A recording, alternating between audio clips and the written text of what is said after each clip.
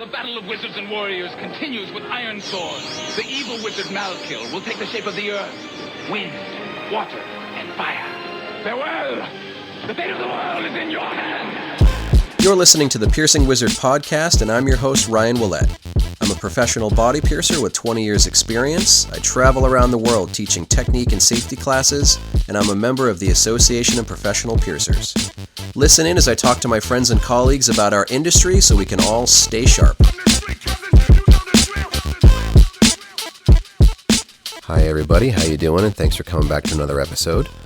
I didn't want my Canadian piercer friends to the north feeling like I had forgotten about them, so while I was at conference, Lola and I sat down to record this interview with Deacon Matheson, Canadian piercer. And it's really about, maybe trying to find your opportunities in another studio and what might lead you to make those decisions. So Deacon and I had been going back and forth on Facebook for a while, trying to figure out a day that we were both available and talking about some ideas. Sometimes when I invite people on the show, I'll ask them, do you have an idea that you'd like to talk about? Deacon's idea was kind of knowing when it's time to leave an okay situation. Not an ugly breakup, not an ugly situation where you have to leave and you have to leave urgently, but one of those ones that might just kind of peck at you just a little bit, like things are okay here, but I can't really make it great here. Sometimes the owner might not be taking your suggestions, or you might not know how to effectively create change within a certain studio environment. So when we sat down, it was Deacon, myself, and Lola, and Deacon and Lola have a pretty similar kind of outlook on it. Basically, just getting to the point where you need to bet on yourself and you need to kind of move on, and whether that's opening your own studio or moving to another studio with more growth opportunities, what are the situations that might drive you there? My perspective as the studio owner is really about you can also create the environment that makes people want to stay and grow in your studio. Being able to accept suggestions and knowing how to communicate and interact with the staff so that you can take some good ideas that they might give you and develop it into something that works for the studio as a whole. So we talk about a lot of those different aspects. It's a pretty interesting conversation. I also want to just let everybody know that I had a lot of questions while I was at conference, people asking when I was going to be doing my next webinar, especially when I was going to be doing my next offering of my Bevel Theory webinar. So I've picked a date, and I would like you to hold Sunday, August 20th, 2023 open. I'll be doing my full day webinar, Bevel Theory. I'll be talking about understanding and applying Bevel Theory. What does that mean? The difference between US-style blade needles and the cannula-style needles that are maybe a little bit more prevalent in Europe and the UK, Central and South America. Talking about kind of introducing blade needles and how to use them, the cutting surface of the needle, how does that actually work? And it's all about Bevel Theory. Another important thing that really goes hand in hand with Bevel Theory, especially in the modern progressive body piercing studio, is needle modification. So I'll be talking about needle modification. That means needle crushing, what kind of tool to use, what kind of tools to avoid. I still get a lot of questions, people asking, well, shouldn't you be using this version of the tool or this version of the tool? And it's really a firm answer of no, I really think it works much better this way. So I'm going to really go into a lot of detail about all the different aspects of using a needle, how to minimize tissue trauma, how to make piercings easier for yourself and for your clients. And then we'll also be doing a live workshop. So if you have some materials ready, we can practice along together over Zoom. I can kind of help you dial in your Bevel Theory so you can practice this stuff on something inanimate before you start practicing this stuff in the studio on regular clients, on coworkers, on friends, and then eventually kind of unleashing these ideas, this Bevel Theory concept onto your general market base.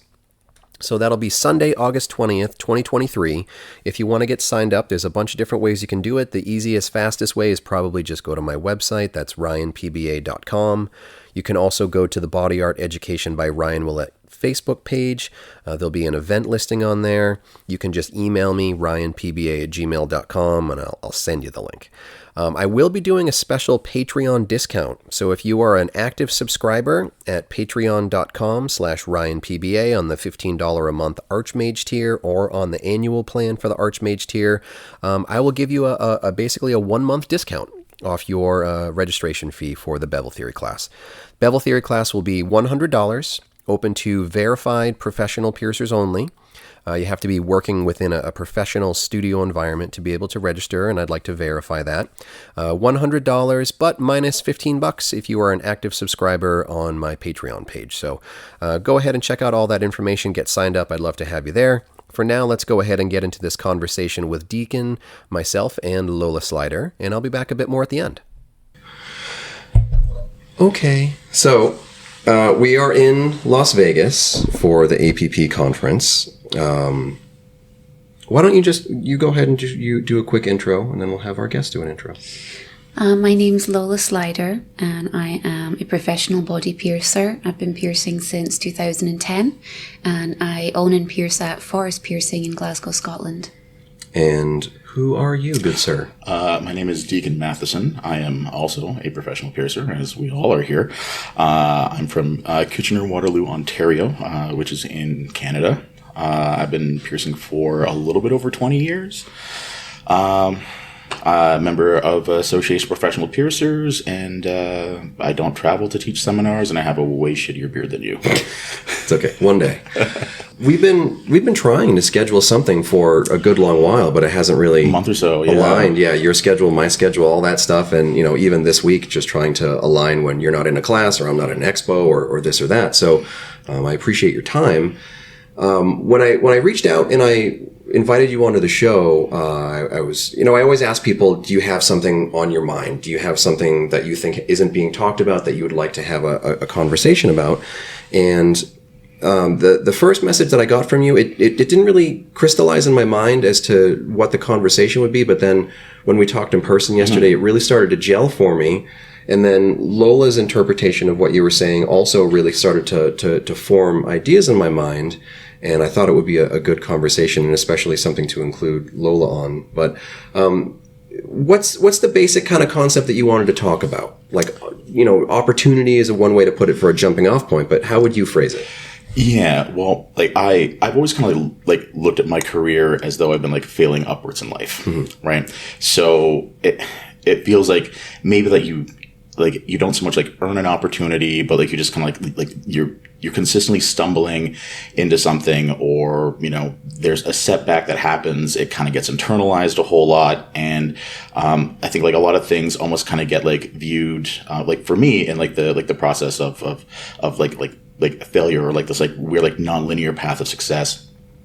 And as I really kind of was looking at it and thinking about it, what was really starting to kind of come together for me is just that idea of understanding that certain situations can just be maybe not as ideal as you really kind of think that they are, and looking at the motivations internally kind of behind that. So essentially you could be in a much worse position, which could actually be better for you to be in, and kind of being able to have that mental wherewithal to realize the position that you're in order to kind of galvanize you into action, I think is really important. It's basically kind of where I found myself when I made the option to risk my entire life and life savings to open up the piercing end of the studio that I operate now, as opposed to just continuing to be a wage slave. Yeah. I think when Lola and I started talking about it, our interpretation of that concept is sometimes piercers just get so comfortable in a shop that they don't want to take that chance of trying a new studio. If it's this is good enough, I'm making enough, I'm comfortable here. Yep. But then after a point, if you want to grow and the studio is not giving you space to grow, it becomes kind of a frustration point. And that's something that you kind of had to deal with. And that's one of the reasons why you decided to open Forest. So what's your interpretation on the idea? Well, one of the things that stuck out to me when Deacon mentioned his concept about leaving an environment in which you're not completely happy is that I think a lot of people associate it directly with money, which isn't always the case. I made great money at the place I used to work, better than working solely for myself and all the overheads that come with that. And I think a lot of people as well associate leaving a job with it automatically being acrimonious, which isn't the case for me either. I think you can outgrow a position or lose your love for a certain position and leave and still remain on good terms if it's a fairly healthy working environment. And I think a lot of people only know how to leave in a blaze of glory, The burning whole all Jerry their Maguire. Yeah, if who's I'm gonna, coming with me? if I'm gonna leave, or people will wait right until they're about to leave and then walk out at the last minute or not want to have the There were conversations that led up to me leaving for 2 years. So this is something 100%. that I set some things that I would like to see changed. Changes didn't happen. A year goes by, we revisit it. Look, it's been a year. The best advice I would give is start documenting when you're having these conversations and the promises that are made and the discussions that you have, and just let some time pass and see what happens. And then I said to myself after the first year, if this time next year nothing's changed, I have to leave. And I did. And there was no argument. There was no falling out. I think there was a little bit of shock. I don't think anybody thought I would actually leave because it was a comfortable situation for me. But it was more for myself that I felt that, there's things that I would like to do and that I would like to try and experience in my career that I can't do here. And it's been 2 solid years. And it's like Deacon was saying when we spoke the other day, it's that small degree of discomfort that just doesn't go away. And it's really easy to say, I make good money here and there's always work, so what's the problem? Yeah. And so it's really more of an internal process than anything being specifically wrong with the environment. And I work to notice, and I still see people from where I used to work and have some good relationships still and would even send people there, and I have people sent to me. So I think it's important to sometimes put accounts out there that you can be in those situations and you can split up from places that you've worked and still maintain a fairly cordial relationship with each other. Most of the accounts that we see online, I think, are kind of like blow-ups that have happened, Yeah, exactly, right. But that's not normal or shouldn't be normal. In an ideal world, for sure, right? Like Yeah. that's the thing when we kind of first started the podcast. Like, is there anything we want to like talk about or not talk about? And like, there's no point of trauma like in this situation at all. It just basically kind of gets to the point where, essentially there, in Ontario, the landscape is kind of weird. I almost kind of liken it to like old school wrestling. Yeah. Right. Well, like territorial. But there's like a handshake agreement about it. So, there was, for a time, there was maybe a studio that's 20 minutes away from me where, there used to be some APP members that like, what do you do? Do you ask somebody to be like, can you work less so I can work a day? And other than that, there's really nothing there. So it puts you in this awkward position of, do I stay where I am, or do I have to like, basically move forward and kind of create my own opportunity? Right. And you really bring up something as well, Lola, like the like having those conversations. Over like a 20-year piercing career, kind of like yourself, we started off using not good jewelry. Sure. Now, obviously, as you were the owner, you can decide that you want to make this move. As an employee, I have to talk somebody into opening up their wallets and spending more money on jewelry and that. And as you kind of go along, there's been these gradual changes where you have points where, you want things to move and to grow, and you have these ideas and things work in your favor. Right. So, little bit by little bit, things are kind of getting better and improving. But then once you kind of hit that stone wall, it does get to be a little bit of almost like a point of contention that you kind of, I don't know, like you feel this knot like inside yourself, or like how many times do I need to have these same conversations over and over and over again before, something bends or breaks? Yeah, because you can feel like you can track your own growth and your desire for growth. And then when you try to approach someone and say, like, I want to grow, and I think that this will also help the studio grow, but maybe they're in a comfort position too, where it's predictable income for them and they don't want to really increase expenditures and take chances on things, especially if they're not like a piercer owner. They might not understand the value of things like a new sterilizer or new jewelry lines or whatever. So it can be really difficult. I also want to kind of mention what you said about, if there's another studio in the area that can be seen as maybe a few steps further along than your studio might be, and it's like, oh, I love when I get a chance to maybe give them a coverage day, or, go and hang out there and work a little bit if someone's like off on a holiday or something like that. But then you get in those awkward scenarios where you're just like twiddling your thumbs and like waiting for that next opportunity for a guest spot or something. And after a while you look at the landscape and realize like there's really just not a lot of places where I can kind of stretch my wings, and maybe sometimes you have to create your own space to do that. Right, exactly. When you have an area which is essentially almost underserved, like because your environment can't create the level of service that you envision in your head, then that basically kind of falls upon you in order to create it. I was personally lucky enough just to be able to have enough of a bankroll to make that happen, but barely. I don't know what your position, Lola, was when you opened up your studio, but I had to... Oh, sorry, go on. Yeah, no, like I had essentially leveraged myself to... I think I had $1,000 in the bank to cover my personal at-home rent before I was officially in bankruptcy mode. And then you just kind of sit there on opening day, hoping to God, hoping people show up. And then after that, it just kind of steamrolls over, and there's nothing to really be worried about. So, I think one of the things that I really wanted to kind of get across during this podcast is if you are a piercer that feels like they're being stifled in that environment. I mean, it's not like a license to just like, go out, print your own money, but like maybe take a look at where you are now and where you want to be, like literally in 5 years, and see if that's not like a situation that you can kind of make for yourself. Because, I've never been more fulfilled in my career than I am now. I feel a little bit lucky in the sense that like this is the only time that I'd ever experienced burnout in an almost, at that point would have been about like almost like a 16-year career. And, the moment I created my own space where, like I felt like I could flourish under my own banner, this weight's kind of getting lifted off your chest. Yeah, I watched that with you too. I watched from day one when you were talking about scouting a location and what you were going to do with the build out and all the other things.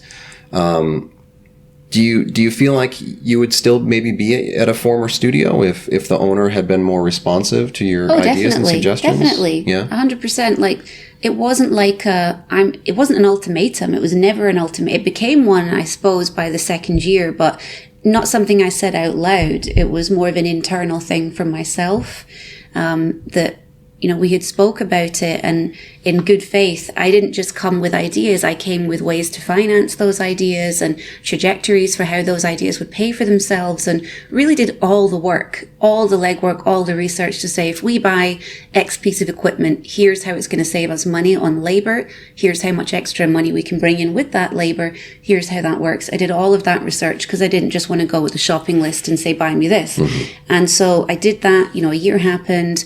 There's always something going on. So I appreciated, things that I wanted didn't happen. And then when the second year happened, I kind of got to a point where, and again, it's not about, it would be easy for someone to sit and say like, oh, they wouldn't do what I wanted to do. It's not my shop. It's their shop.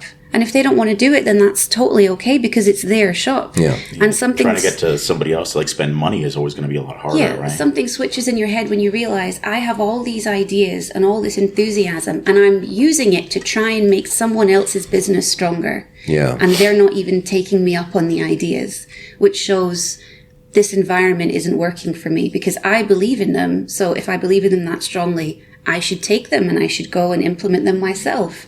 And it's difficult. I don't make as much money as I made now as I did working for somebody else because of issues like the pandemic and all of the costs that incurred for me being the sole owner of my own small business. There wasn't any insulation to those damages for me. And that was really difficult.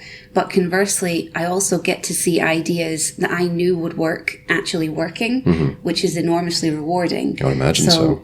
I think there's a lot to be said. Obviously, money's nice, and I would still like to work towards developing the business as organically as possible. But it's not just about am I making more money now or making less money now. It's how I'm making the money and the fact that it's all my work. When someone comes in and they say, I really like the studio, it looks beautiful. I'm like, I did that.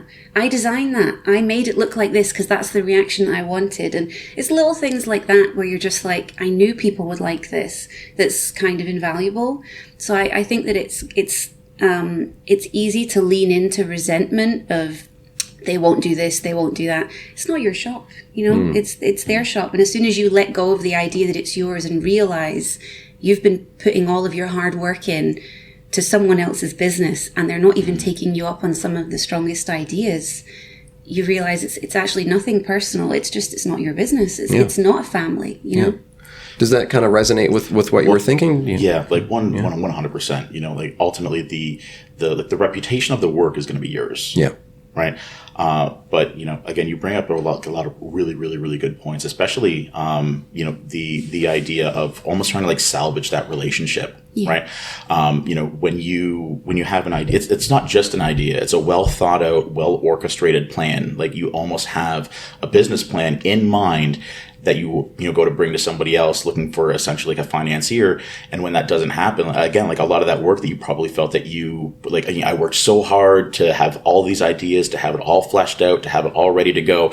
And then it just kind of gets, you know, poo-pooed at, you know, the 11th hour. You know, but like at the end of the day, all of that work that you put into that plan, you know, the instant that you decide that, you know, this is the direction that I want to go, your hard work's kind of, in a sense, already done, right? You have that business plan. You know what direction that you're wanting to go. But that's the hard part that you were discussing about being able to make the decision to leave when things are kind of okay, but they're not quite right. And it reminds me of the movie Heat, where Robert De Niro was talking about being able to leave any relationship in 30 seconds or less.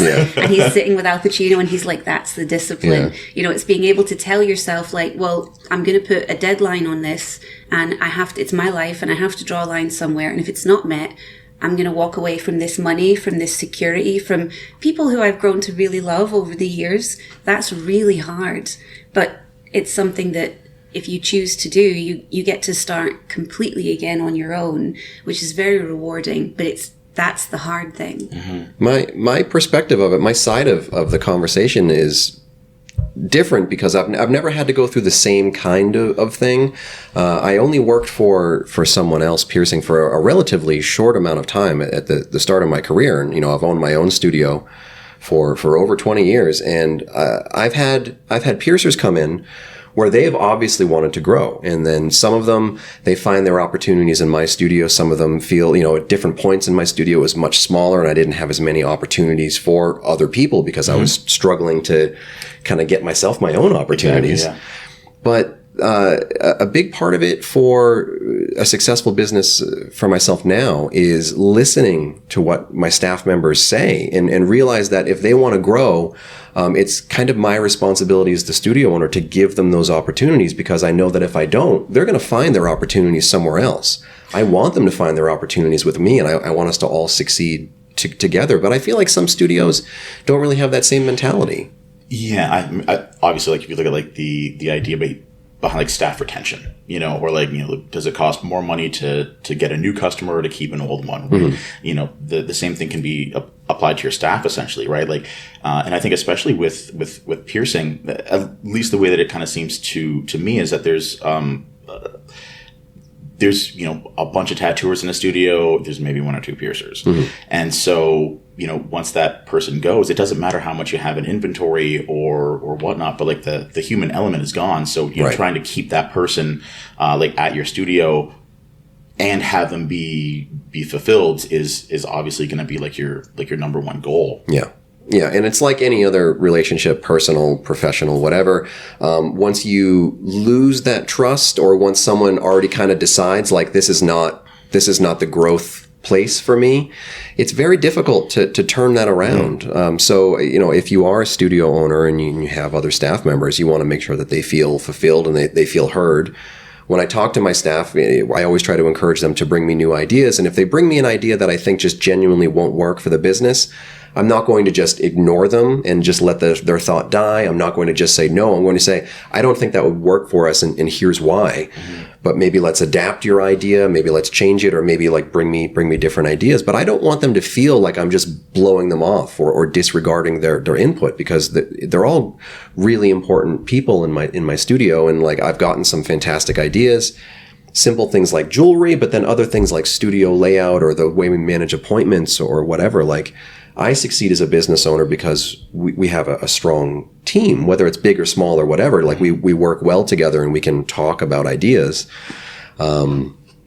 when you both talk about piercers like leaving one studio to go out and create their own opportunity or find new opportunities, the theme that I want to point out that you're not driving home just yet is that you're doing it with notice, and you're being polite, and you're not trying to just like screw somebody over and be like, you never appreciated me, so I'm just going to walk out and I'm going to take everything with me. Like I worked a notice. Yeah. They offered to extend the notice because I didn't have any other work lined up. And when I left, I didn't have a shop, I didn't have a property, didn't have anything planned. It was just like, that's it. I need this job to be gone to motivate me. So I had nothing lined up. So they were very, work as long as you need to work. And we had dinner, and we still see each other or chat when we see each other. And it was difficult and painful to leave, and very, very sad because of all of the positive experiences there. So you don't have to leave a job that you're unhappy with on bad terms, and there aren't a lot of examples of that, I don't think, floating around. Yeah, I mean, it definitely felt like the hardest breakup of my entire life. Yeah. The moment that I gave my notice of leaving, my resignation note, put everything put your thoughts on paper, because going through your head, and again, like, they're all conversations that have been had a million times over, but it was the most anxious feel. Like, I literally felt that I was having a heart attack. Yeah. But like you say, ultimately, like, that's the thing that really kind of galvanizes you into making something actually happen. But like, we had like numerous conversations over the years. Obviously, like, I'd been at that studio for about 14 years. It's the longest relationship I've maintained in my life. Yeah. And, like, you've grown together. And just like anything, at some point in time, like, you just kind of started to realize you were just kind of like, growing, spinning your wheels. Yeah. Growing apart, essentially. Right? I think it's like a hermit crab. Sometimes you like your shell got a little too tight, and you need to step out and you need to find a new shell. Right. Yeah. And that was basically it for me, Yeah. I've had a few different piercers in my studio over the years. The first piercer apprentice that I ever had, it was when I was so new in the business that I had no place having an apprentice. Anybody, yeah, man, like the blind leading the blind, almost, right? It was a kid that we liked. They were piercing people like underground and doing some things that weren't necessarily safe. So I kind of reached out and said, like, if you want to learn some things about general safety, whatever, why don't you come in and, you can assist in the shop, and then maybe you can grow into an apprentice. But my business was so small that I didn't have anything to really offer someone. Mm-hmm. I couldn't afford to pay someone else. I had to work as many shifts as possible because I had no money. So they started to get a little bit frustrated, and then I kind of pulled them aside, and I was like, look, you don't want to live in this small town. You don't necessarily want to work in this small shop. Like, you're a great person. We're going to remain friends, but let's both work together and try to find you maybe a shop that would fit you. And we ended up finding him a shop down in the Boston area, and he moved there, and he just got to spread his wings and grow. And he really started to kind of like find himself as a piercer and as a person because of that opportunity. Mm-hmm. When out of loyalty, he probably would have stayed with me for quite a while, but I had to kind of see it from my perspective of like, I'm just barely growing myself. How can I really expect someone else to be able to grow when I'm kind of soaking up all the sunlight, So helping that person find their opportunity was good for both of us.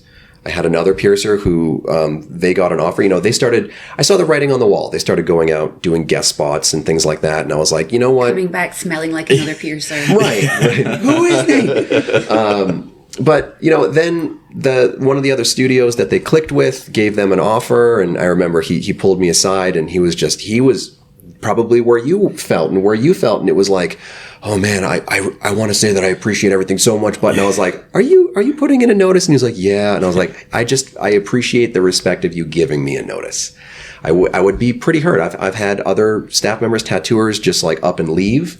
Yeah. And it really hurts when you have that personal connection with someone, and then you find out, or what you think is a personal connection with somebody, and then you just and you find out in this thing of like, I didn't really see it coming, or maybe I did see it coming, but it feels so abrupt that it's like it puts almost a bad taste in your mouth for the separation. Where even if you have to lose someone that you have this great relationship with, if you have this time to really think about it, it feels more comfortable as the business owner. And I don't know how it would feel as the staff member, but as a business owner, I always appreciate things like a notice because it gives me opportunities to plan. And I mean, I was in a pretty good position where, it's so this was happening at like 25-week time. You know what I mean? So like it was almost impossible to get jewelry in, and some of the issues were with like order cycling and things of that nature. Sure. So at that point, I was able to leave, as there just really wasn't like any stock. I felt like I didn't leave anybody, like holding the bag at that point. Yeah. And I was actually able to purchase a pretty decent amount of stock. Like out of that business, which I mean, it's not like underhanded, but in a sense, like I kind of want to. I just didn't want there to be like any bad blood. I'm like, if I give you money, can we still be friends? Yeah. Well, you don't have an adversarial relationship. It seems like I've walked around Glasgow with you, and we walk past your former studio. We've walked past former coworkers, and it's not like they're throwing bricks at you on the street. Yeah, it was never about the people. Like in the time I was there for 9 years, and I worked with all kinds of people. I was, I think, the longest single serving member of staff left in the business at that point from 9 years previous. Everybody else had come and gone in that time, and pretty much got used to working with all different kinds of people, all different personality types, a lot of tattooers. And so it wasn't the people. I'm pretty happy to adapt to working with different personalities. It was just the facilities. Like, for example, we would be busy, and then we would run out of a staple size. And then the person in charge of my budget would be like, right, you need to buy more jewelry. And I'd be like, cool, I need more money to do that. And they'd be like, well, can't you just buy more of this one thing? And then I would be like, yes, but then I'll buy less of the other things. And then the other things are going to run out. So I need a bump to be able to, if you want back stock, I need and they would just be like, well, can't you just somehow do more with the same amount? Well, and it would be the same. With your skill set, why can't you do this thing? And it would be, and then we would run out, and then it would be like my fault because I'm in charge of ordering the jewelry. So it would be like, well, why have we run out? And I'd be like, because you won't give and it would just be the same. It would just be the same conversation over and over. And it's like, it would just be one of those things where now, as a business owner, managing my own, I managed my own stock then, but now managing my own business as well, it is a little bit infuriating to know that, as you said, if those requests had been met, I would have been probably very happy there for quite a long time. But what I wanted to do was basically like a restructuring of someone else's business of sorts. And if that's not what they want, again, that's okay.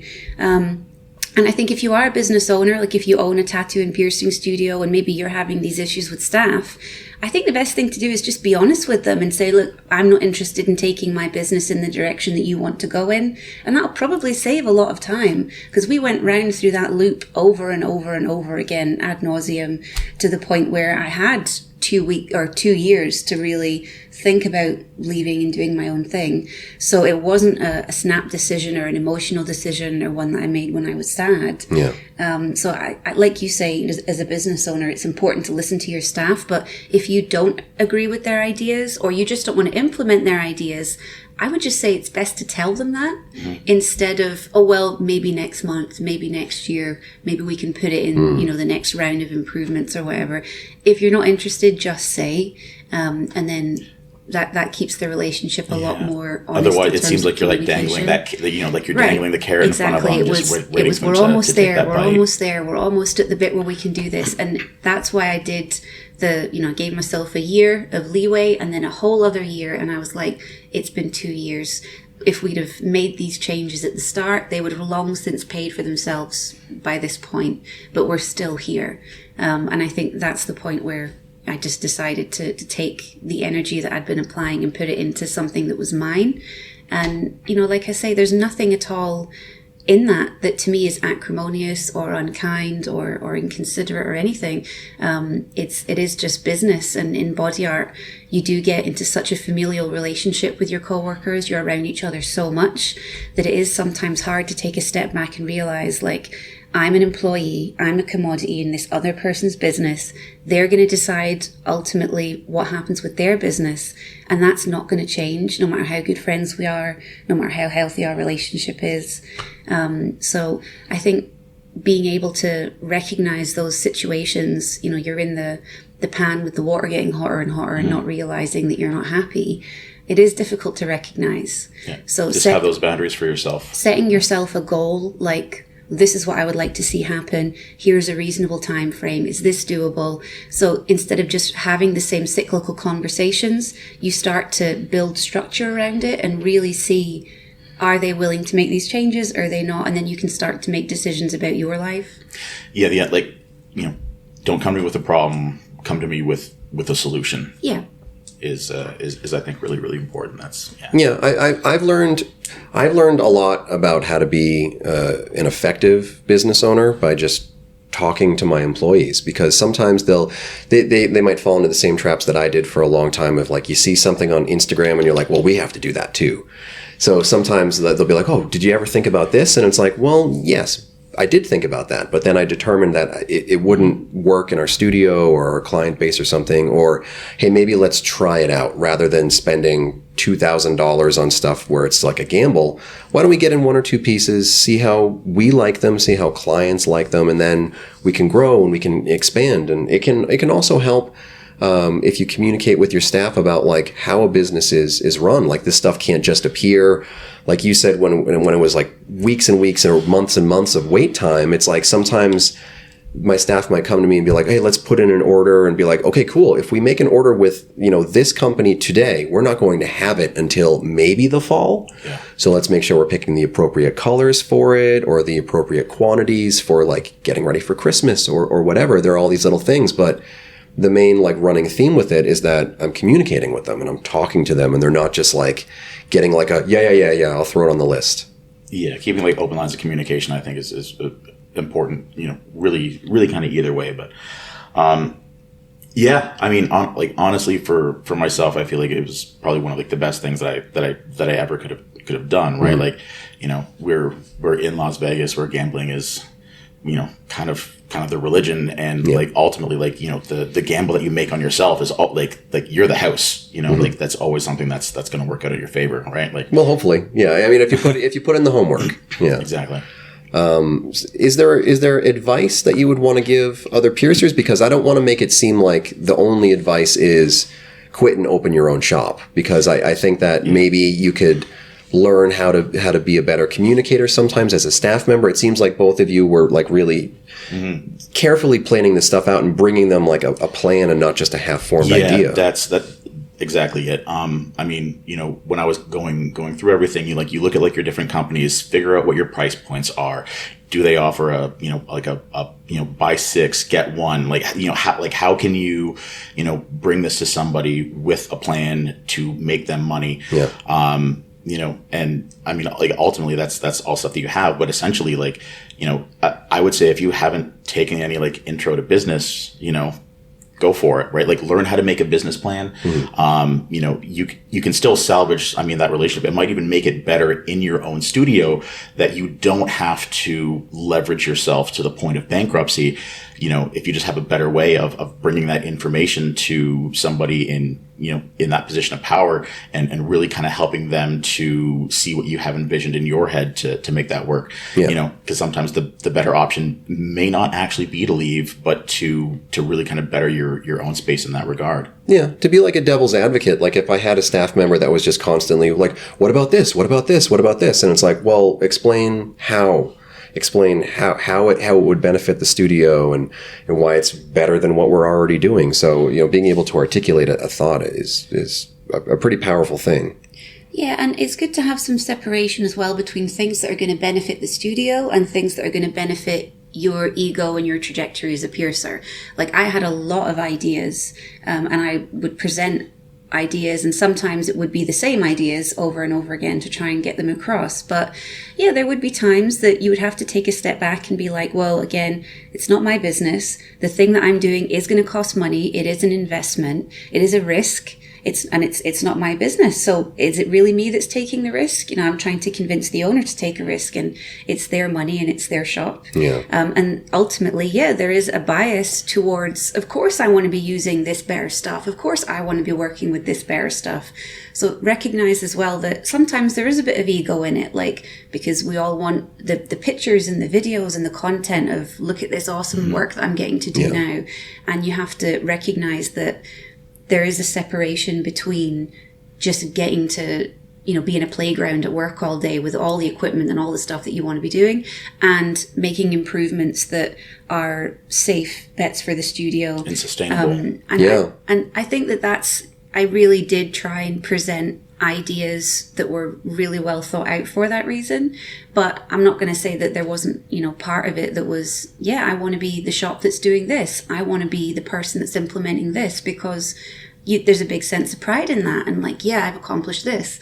But the person that's employing you doesn't have to fund your accomplishments for you either. So that's why, in my mind, I never really saw leaving as like a hostile thing, and I think that it's so easy for those situations to be skewed one way or the other, because people don't like to recognize their own flaws. And in a lot of ways, having an employee that's constantly like, we should do this and that and this isn't good enough, we need to, and a lot of finger wagging, it's probably annoying as shit at times. I've seen from my perspective as someone who's traveled a lot and talked with a lot of piercers at different stages of their career, some piercers don't really understand how business works. And sometimes they think, like, if I can just get the starter kit, and just plug it into my studio, then everything is going to be successful overnight. And a lot of this stuff you have to transition into it. Like the lines you're bringing in, like, you can't really necessarily bring in gold and diamonds on day one. You might need to bring in threadless, internal thread, titanium. Alienate the client base, but also, like, if you waste the studio owner's money, you might not get a second opportunity for another jewelry order. Or your own money if you're in the position of building out the studio yourself. Right? And I think, like, having those realistic expectations of, like, you might have your ideas of what you want to do, but you might not have it on day one, where growth is going to be this, like, linear, consistent path. I look at, like, what I have in my studio is fairly, like, ostentatious. We've got a nice, like, jewelry selection, but, on day one, my gold selection was like a thimbleful, and, you kind of have those ideas of where you want to grow to. But, again, if you have that plan in mind, like, you understand how to get to where you want to be, that you don't just assume that you're just going to. A helpful tool as a business owner can be like, look, I know you have ideas. It might not be a fully formed idea. I will give you a budget of $250 or $500, and let's see what you can do with it. If you want something more than that, you need to bring me a more complete plan. So any advice for other piercers out there? Keep at it, or just focus on your communication skills? Or I think there's a class on communication. I'm not sure if it's been yet. But there is a communications class at conference. I should actually have it on Tuesday, so it might be a little bit late. But I think honestly, just like being honest with yourself, like setting those boundaries. Having those open lines of communication. It's okay to get shut down.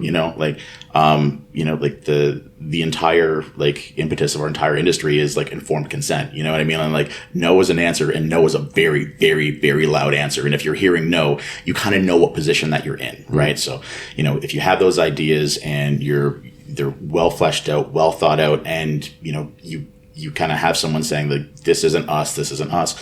I mean, understand, like, that is the answer. Like, that's not where you're going to get to be in that studio. And if you really have that push and that drive to accomplish it, then you kind of have to start to, look outside that studio and more within yourself as to how to like bring that into reality. Yeah.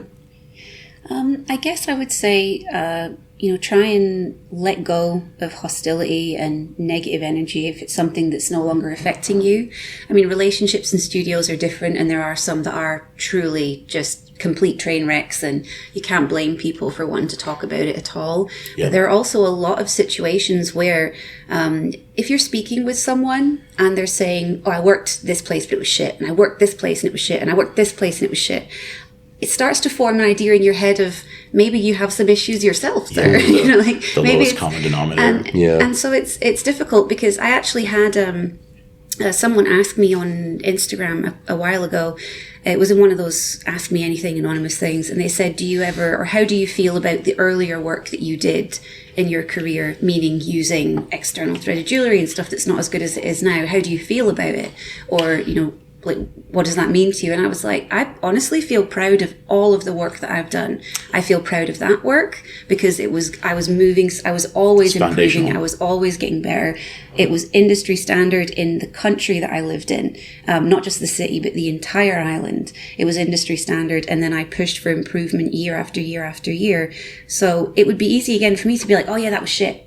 But I don't look at it that way. I'm very proud of the work that I did, even if it wasn't as good as the work that I'm doing now. So just be conscious of the fact that you don't have to shit all over everything. You don't have to denounce everything as being, oh, it was just terrible, you know, because it does start to, I think, colour you in a certain way. Which doesn't mean you have to pretend things were great either, but take what you can from things and try and let everything else go and just slip through your fingers. Yeah. Yeah. If I can give any advice to piercers, it's don't just pluck a thought out of the air or off of social media and then throw it at your manager or your studio owner. Take the thought home with you. Flesh out the thought, think about the thought, revisit the thought, and once you have a formalized, finalized thought, then bring it to your manager, then bring it to your studio owner. If you bring someone a less than fully formed idea, you're probably not going to get the same consideration as if you had something akin to a soft business plan. Yeah. Come with a solution, not a problem. Right. Yeah, like you're a fully functioning, autonomous, fully realized human being, but the thing is, so is everybody else, and so it's easy sometimes to think like, obviously I'm perfect and all my ideas are great and why is no one listening to me? But again, yeah, there's ego there, there's bias there, it's not your money, it's not your business. So as Deacon said, if you feel that strongly about it, bet on yourself. If you believe in your ideas that strongly, why are you giving them to someone else for free? Because a lot of these changes and a lot of those improvements, they weren't going to equal more money for me. They were never going to equal more money for me. I was just trying to change up my environment. So once you kind of connect in your head, you're like, oh my God, these ideas have value and I'm just giving them to other people for free. Right. Like, sometimes it's not burnout. Like you're not tired of piercing. You're not tired of the industry. You're not tired of the job. You're just tired of the environment that you find yourself within. So. Yeah.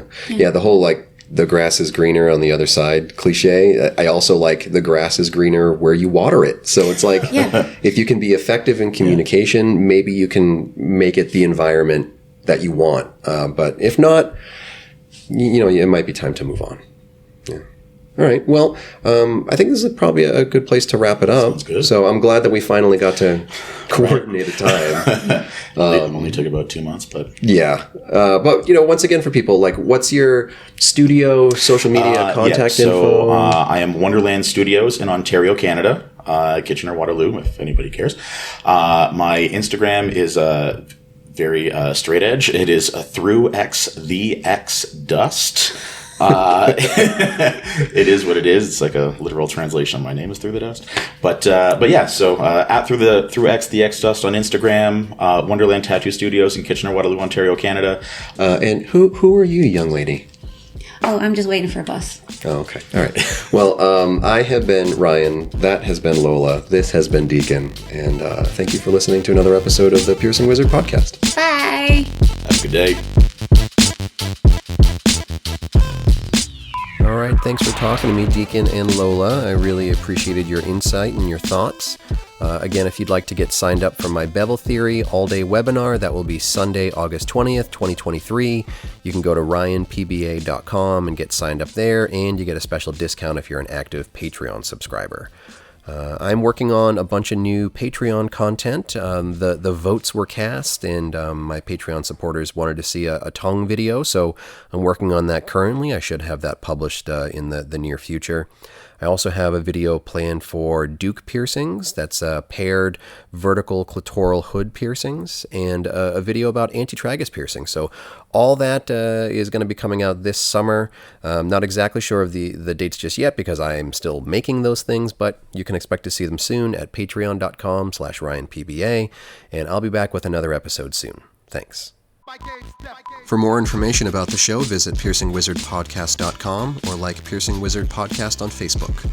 For more info about your host, visit precisionbodyarts.com or search Ryan PBA on Facebook, Instagram, and Tumblr. If you enjoy the show, you can subscribe on iTunes, Apple Podcast, and Google Play. Music by Benny B. Blanco. Show copyright 2017, Precision Body Arts LLC, all rights reserved. Hi everybody. I'm right up next to the microphone and I'm talking normally. Let's see how that sounds. Hi everybody, I'm sitting at a comfortable distance, speaking at a comfortable volume, but the microphone is pointed directly at my face. Hi everybody, I'm right up next to the microphone and talking. This feels a bit too close.